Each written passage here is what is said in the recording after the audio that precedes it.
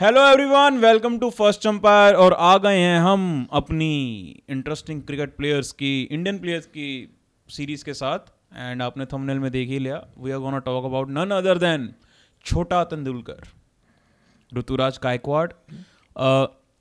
जब भी उनके बारे में बात होती है तो एक चीज़ हर कोई बोलता है यार कि वेरी अंडररेटेड और बहुत ज़्यादा डिजर्विंग प्लेयर हैं जिनको मौके नहीं मिले हैं उस लेवल पे।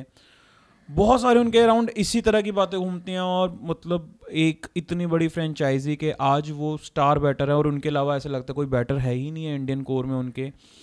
तो ऋतुराज गायकवाड़ कहाँ से सर स्टार्ट करना चाहेंगे? पर स्टार्ट करने से पहले मुझे पता है आप भरे हुए हो इन्फॉर्मेशन के साथ। इससे पहले आप स्टार्ट करो, मैं कहना चाहूँगा कि अगर आप इस चैनल पे या तो पहली बार आए हैं या तो आप वीडियोस देख चुके हैं, पसंद करते हैं और सब्सक्राइब नहीं कर रखा है तो प्लीज़ पहले एक बार सब्सक्राइब कर दो। Thank you. अब सर बताना स्टार्ट करिए ऋतुराज गायकवाड़ के बारे में। यार मतलब महाराष्ट्र के इंटीरियर से आते हैं वैसे, बट मेजॉरिटी टाइम इनका पुणे में रहा है बिकॉज इनके फादर जो DRDO है पुणे में, वहाँ के एम्प्लॉय थे और मदर स्कूल टीचर रहे हैं। तो बड़ा मतलब एक कल्चर्ड सा इकोसिस्टम से आए हैं, पर इनके पेरेंट्स इनको कभी भी क्रिकेट से लाइक दूर रखने की कोशिश नहीं की बिकॉज बचपन से सब कहते थे कि चाइल्ड प्रोडिजी हैं। और जो छोटा तेंदुलकर आपने कहा वो इनके लिए एक्चुअली में बड़ा फेमस फ्रेज था। और बहुत डेफ्ट टचेस वाले बैटर्स हैं, मतलब बड़े मतलब पंचेस, डेफ्ट टचेस एंड बड़ी कॉम्पैक्ट तरीके से खेलते हैं। And once he gets settled because of his very stable base, he can be a beast when it comes to hitting sixes. मतलब इन्होंने एक ओवर में मतलब 30 प्लस वाले काफ़ी बार डोमेस्टिक में, इंटरनेशनल में भी करके दिखाया हुआ है। मतलब एक इनिंग्स जहाँ से मैं इनका बहुत बड़ा फ़ैन हुआ था वो MI के अगेंस्ट आई थी, जहाँ पे इन्होंने बुमराह को भी स्लॉग स्वीप का छक्का मारा था। वो मतलब काफ़ी इंप्रेसिव शॉट था। तो जूनियर क्रिकेट के थ्रू आए हैं, बहुत प्रॉपर महाराष्ट्र के लीग क्रिकेट खेलते हुए इनका नाम बना। सबसे पहले जो इनटू कंसिडरेशन सेट आए थे वो 2015 में इन्होंने एक महाराष्ट्र का जो इंटरनल टूर्नामेंट था उसमें इन्होंने 500 प्लस की पार्टनरशिप की थी अपने पार्टनर विनय के साथ, जिसमें इन्होंने 306 रन मारे थे। वहाँ से इनका काफ़ी नाम होना शुरू हुआ था कि हाँ एक स्पेशल बैटर है। देन 16-17 सीजन में इनका रणजी डेब्यू भी हुआ, इनको विजय हज़ारे में भी पिक किया गया और इवन स्मैट में जो सैयद मुश्ताक अली है उनमें भी इनको चांस मिला।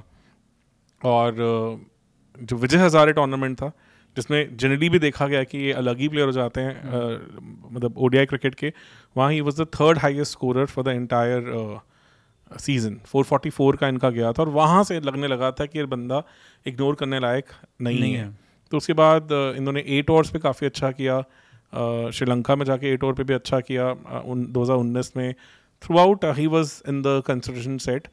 तो फाइनली 2020 में जो IPL सीज़न था 2020 का, वहाँ पे CSK ने इनको पिक किया। 6 मैच खिलाए, स्टार्ट बहुत अजीब सा हुआ। मतलब एक टाइम पे जब 8 ओवर्स की बात हो रही थी तो शुभमन गिल और इनके बीच में बहुत अच्छी एक फ्रेंडली सी राइवलरी दिखती थी कि मतलब जब शुभमन स्कोर करते थे तो इनके रन्स भी आते थे, तो लोग दोनों को एक बार तो इवन एक I would say equal light में भी बात करने लग गए थे। बट स्टार्ट अच्छा नहीं हुआ। पहले 3 मैचेस में 2 में डक आया था और उसके बाद एक बार MS धोनी से डांट भी पड़ी थी for showing some more responsibility. But उसके बाद उन्होंने 3 बैक टू बैक 50s की और पूरा सीजन में 6 मैच में उन्होंने अराउंड 200 रन के साथ कंप्लीट किया। 21 में भी इनको रिटेन किया गया, ये खेले।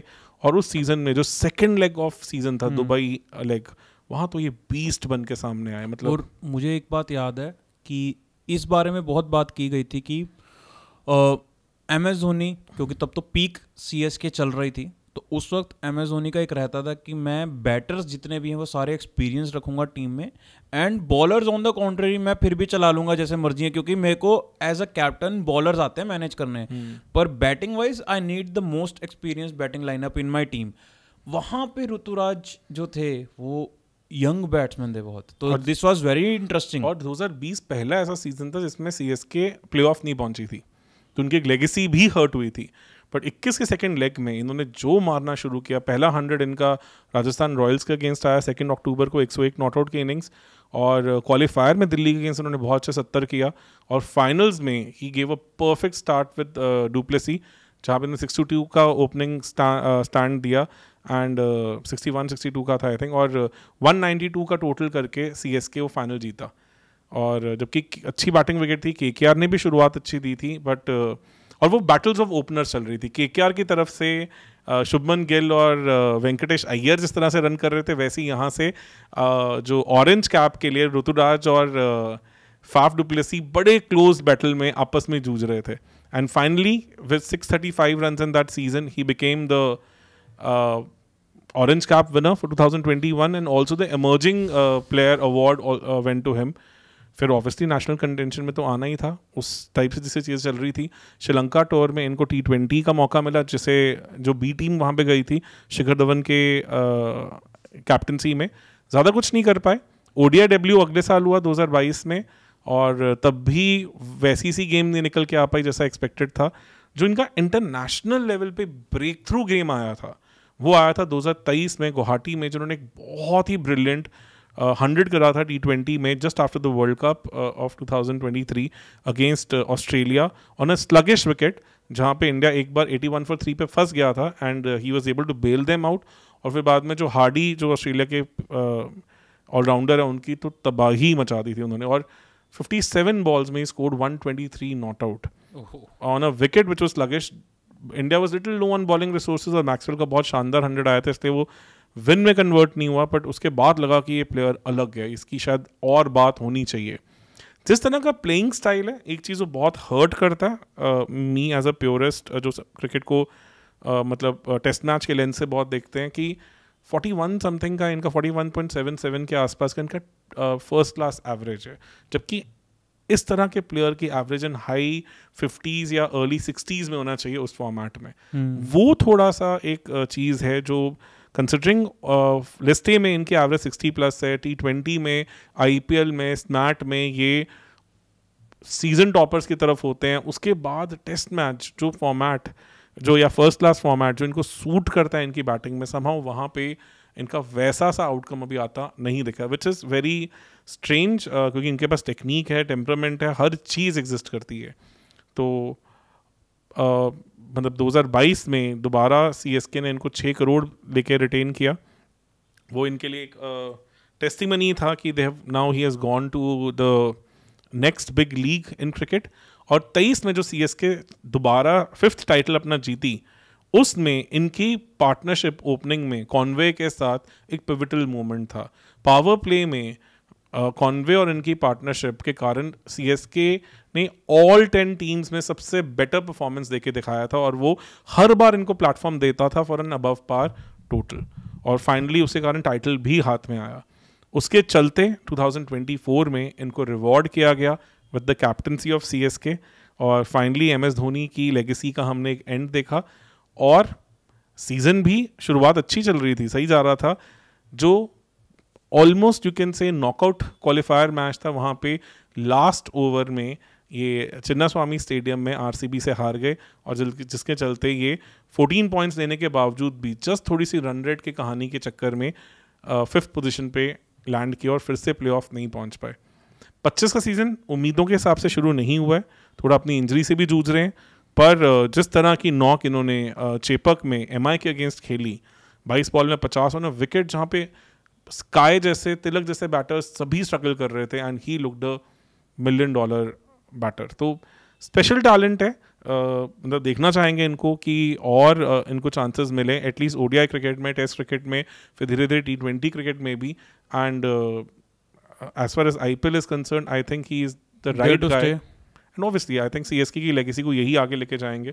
बहुत सारी चीज़ें इनकी टेक्निक के बारे में, शॉर्ट बॉल भी अच्छा खेलते हैं, स्पिन के तो बीस्ट प्लेयर हैं, और एक बार जब स्टेबल हो जाते हैं तो उसके बाद इनको रोकना बहुत मुश्किल हो जाता है। वो उनके उस शॉट्स में जो वो डेफ्ट टचेस आते हैं, उसमें कहीं ना कहीं थोड़ी बहुत सचिन तेंदुलकर और इवन रोहित शर्मा की भी छाप दिखती है इनकी बैटिंग में, कि वो जो कह लो कि महाराष्ट्र स्कूल ऑफ बैटिंग है, या जो generally Mumbai school of batting है, उसकी भी थोड़ी थोड़ी इनको झलकियाँ दिखती हैं। Tough batter, knows how to grind it out on difficult wickets, and even on a difficult sluggish chepak wicket he has been able to do well season after season. तो उम्मीद रहेगी कि इंडियन क्रिकेट को एक जो नया star मिला है और जो अब स्टार से थोड़े बड़े स्टाचर पे जा चुका है, उनको हम इंटरनेशनल क्रिकेट में भी ज़्यादा फीचर होते देखें, और जब अगले सेट ऑफ बड़े प्लेयर्स की बात हो तो इनका नाम सुनहरे अक्षरों में डिस्कस हो।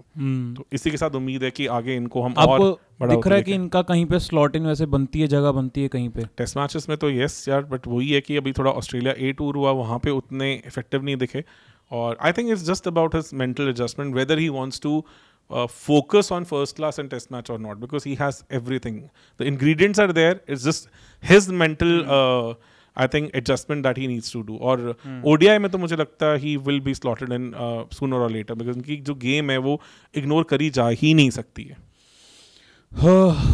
बहुत ही ज़्यादा इंटरेस्टिंग स्टोरी है सर इनकी, एंड लेट्स होप कि इंडिया को जो इतना बढ़िया बैटर मिला है उसका वो मैक्सिमम यूटिलाइज कर सकें। एंड गाइस आप भी ज़रूर हमें बताइएगा कि आपको ऋतुराज गायकवाड़ का कौन सा ऐसा मोमेंट है या कौन सी ऐसी चीज़ है जो आपको भी बहुत पसंद है, और कौन सी चीज़ है जो आपको नहीं भी पसंद। ऑब्वियसली सर ने भी बताई है कि क्या चीज़ आज भी हैरान कर देती हैं, पर गाइज प्लीज़ हमें ज़रूर बताइएगा आपका क्या ओपिनियन है ऋतुराज को लेके, कि क्या कभी उनको मौका मिल पाएगा या नहीं। एंड जाते जाते बाकी अगर आपको ये वीडियो अच्छी लगी तो सब्सक्राइब ज़रूर करके जाइएगा। Thank you so much for tuning in First Empire. Thank you.